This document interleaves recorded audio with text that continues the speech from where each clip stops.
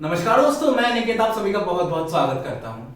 और सबसे पहले मैं भंवर बोराना सर को थैंक यू कहना चाहूंगा इस ब्यूटीफुल मोमेंटों के लिए। क्योंकि जब हम एग्जाम्स के लिए इतनी मेहनत करते हैं और इतने खूबसूरत तरीके से जब कोई उस मेहनत को प्रेज करता है तो बहुत अच्छा लगता है।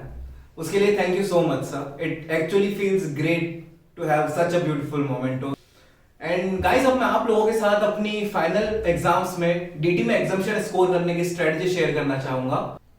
गाइस, मुझे 4 से 5 अटेम्प्ट लगे फाइनल क्लियर करने में। तो आप समझ सकते हैं कि मैं इतना ब्रिलियंट स्टूडेंट नहीं था।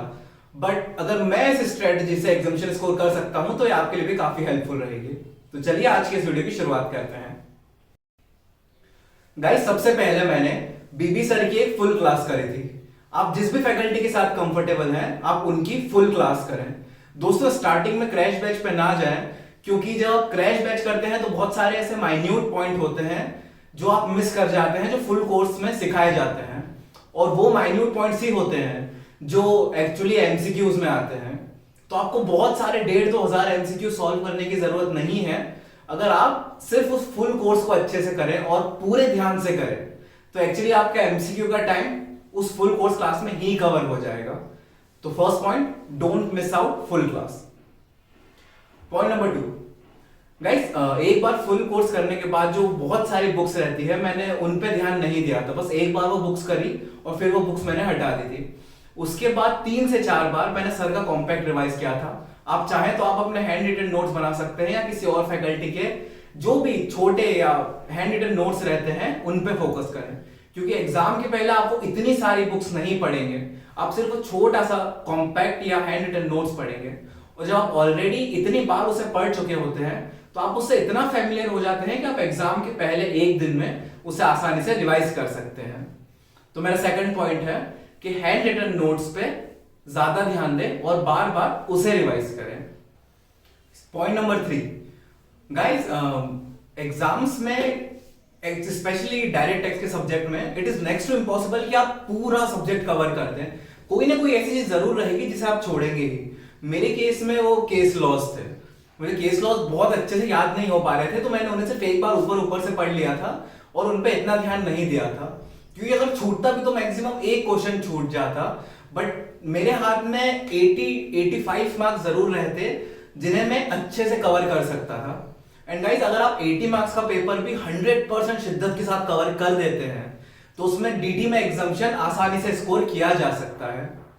तो दोस्तों, सारी चीजों पे ध्यान ना दें, कुछ चीज जरूर छूटेगी। तो जितना आप पढ़ रहे हैं उसी चीज को 100% शिद्दत के साथ पढ़ें और इतना अच्छे से उसे पढ़ लें कि आपको एग्जाम्स में कॉन्फिडेंस रहे कि अगर ये चीज आ गई तो ये मैं 100% सॉल्व कर दूंगा। और यही मेरी स्ट्रेटजी थी। एंड गाइस, पॉइंट नंबर 4, कि एग्जाम में अपने आप को शांत रखें। हो सकता है कि पेपर थोड़ा टफ रहे या पेपर थोड़ा लेंदी रहे, बट एक बात सोचिए, अगर वो लेंदी है तो वो सबके लिए लेंदी रहेगा, अगर वो टफ है तो वो सबके लिए टफ रहेगा। तो गाइस, आप जितना पेपर अटेम्प्ट कर सकते हैं 60 मार्क्स का, 65, 70, 80 मार्क्स का, तो उस पेपर को शांत दिमाग के साथ कवर करें। क्योंकि अगर आप टेंशन में उसे कवर करेंगे तो जितना 70 में आप स्कोर कर सकते हैं आप उतना भी नहीं कर पाएंगे। एंड गाइस, मेरी एक छोटी सी टिप है जो मैंने एक्चुअली एग्जाम में इंप्लीमेंट करी थी। अगर आप भगवान में मानते हैं और आप बहुत श्रद्धा भक्ति रखते हैं किसी भगवान के लिए, तो जब भी आप अपना पेपर शुरू करें उसके पहले एक बार आंख बंद करके ये इमेजिन कर लें कि भगवान आपके पास बैठे हैं, आपके साथ बैठे हैं। मैं महादेव में बहुत मानता हूं तो मेरे सारे पेपर्स के पहले मैंने ये इमेजिन किया था कि भगवान मेरे साथ बैठे हैं। और जब वो शक्ति आपके साथ होती है तो पेपर कितना ही लेंदी हो, कितना ही टफ हो, आप स्ट्रेस आउट नहीं होते क्योंकि आपको पता होता है कि एक बहुत पॉजिटिव इन्फ्लुएंस आपके साथ वहां पर है। और वही पॉजिटिविटी और वही स्ट्रेस में ना रहकर एग्जाम देना बहुत बड़ा फैक्टर रहता है किसी भी एग्जाम को क्लियर करने के लिए, एंड स्पेशली हमारे सीए एग्जाम्स में। तो दोस्तों, ये मेरी 4 टिप्स थी। अगर आप इन्हें फॉलो करें तो मुझे उम्मीद है आप भी डीटी में एग्जामिशन स्कोर कर सकते हैं।